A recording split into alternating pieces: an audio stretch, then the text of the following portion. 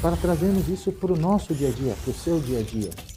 Nós tivemos, nesses últimos anos, uma tese que foi muito discutida pelas empresas, que é a exclusão do ICMS da base de cálculo do PIS/COFINS. E por qual motivo essa tese ganhou tanta importância? Primeiro, porque o valor do ICMS incidente nas operações, ele é um valor efetivamente expressivo. Então, ou seja, existem operações que a alíquota do ICMS é 20%, 22%. Então, dentro do preço, isso é muito expressivo. Mas, dentro desta pirâmide, como nós podemos enquadrar aqui essa disposição? A Constituição Federal, que é a norma-mãe, que efetivamente determina como que União, Estados e Distrito Federal podem exigir os tributos, ela efetivamente determina que a União, no caso do PIS e COFINS, pode instituir contribuições sobre receita ou faturamento. Faturamento, para você que está aí nos assistindo, para você aluno, você aluna que está nos acompanhando, advém do termo fatura. E podemos aqui, de forma muito objetiva, nota fiscal de produtos ou de serviços. Aquela nota fiscal fatura. Então, ou seja, ele advém do faturamento, das operações que a empresa realiza e que ela emite documento fiscal. Mas e o termo receita? Qual que é a dimensão do que deve ser compreendido como receita? A Constituição Federal disciplinou que o PIS e COFINS pode ser exigido sobre receita. Agora, o ICMS, que ele está inserido no preço da sua operação ou da operação na qual a empresa em que você trabalha ou presta serviços, ele é uma receita da empresa ou o ICMS é uma receita do Estado, em que o contribuinte, ele simplesmente embute o imposto no preço da operação, emite o documento fiscal, encaminha para o destinatário, recebe esse montante do destinatário e faz o quê? Aquela parcela do ICMS que está ali destacada no documento fiscal, ele recebe do cliente e repassa para o Estado. Por qual motivo? Porque o ICMS é uma receita do Estado. É o Estado que vai arrecadar esse tributo para prover para você infraestrutura, hospitais, clínicas, atendimento. Ou seja, o ICMS não é a receita da empresa. O ICMS é a receita do Estado. Por este motivo, a lei do PIS e COFINS, que previu a cobrança sobre a receita sem a exclusão do ICMS, foi declarada inconstitucional.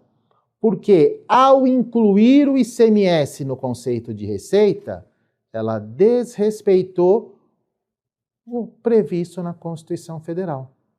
Então, vejam, isto aqui foi pautado nesta pirâmide que vocês estão aqui acompanhando, justamente porque houve uma desobediência entre a lei que instituiu o PIS/COFINS com aquilo que está previsto na Constituição Federal. Poxa, Douglas, esse exemplo me trouxe aqui a seguinte preocupação. De que forma que eu, você, que atua no dia a dia, pode efetivamente buscar essas informações para poder identificar se essa ou aquela disposição ela é passível de discussão ou não? Se nós estivermos falando de uma discussão que envolve ilegalidade, ou seja, um decreto que restringiu algo que a lei efetivamente não trouxe. Qual é o tribunal em que você, aluno, você, aluna, poderão fazer as pesquisas? O STJ, Superior Tribunal de Justiça. Então vocês poderão ir lá no Google, stj.jus.br. E ali depois, um pouquinho mais adiante, nós traremos aqui algumas questões práticas, alguns exemplos de como fazer essa pesquisa, mas você já vai identificar que se nós estivéssemos diante de uma ilegalidade, o tribunal que eu vou fazer as pesquisas em que vai dar o seu destino final para aquela discussão é o STJ.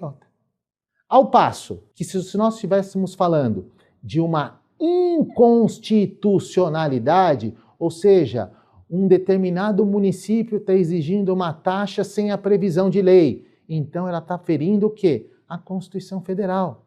Então, qual é o órgão que efetivamente julga temas desta natureza? O Supremo Tribunal Federal, o STF. Então aqui você aluno, você aluna, vocês já conseguem identificar na prática em qual tribunal eu devo fazer as pesquisas. Se eu estiver diante de uma norma, estiver contrariando uma lei, é o STJ que dá a palavra final, Superior Tribunal de Justiça. Se eu estiver diante de uma disposição em que afronta a Constituição, e aqui, pessoal, pode ser uma medida provisória, pode ser uma instrução normativa, pode ser qualquer disposição que contraria a Constituição, estaremos diante de uma possível inconstitucionalidade.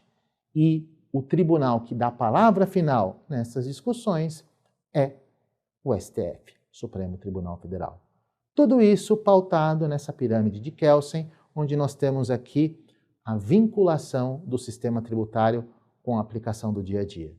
Então vejam, como podemos falar de apuração de tributo, preenchimento das obrigações, sem darmos, como eu digo, um passo atrás para conhecermos aqui a figura do sistema tributário nacional, de tal forma que você possa não simplesmente ser um aplicador da legislação, mas ao final aqui do nosso curso, a função é que você seja um intérprete da legislação, você consiga olhar a legislação e identificar, entendi o propósito, não está contrariando nenhuma outra disposição, posso aplicar, traremos alguns exemplos na prática, mas vejam como é importante aqui termos a figura do sistema tributário brasileiro. Então, essa primeira introdução é muito importante para que nós possamos aqui trabalhar com conceitos no sistema tributário, de tal forma que a gente possa então aqui avançar para detalhar algumas disposições importantes previstas na Constituição Federal e que afetam diretamente a figura do PIS/COFINS.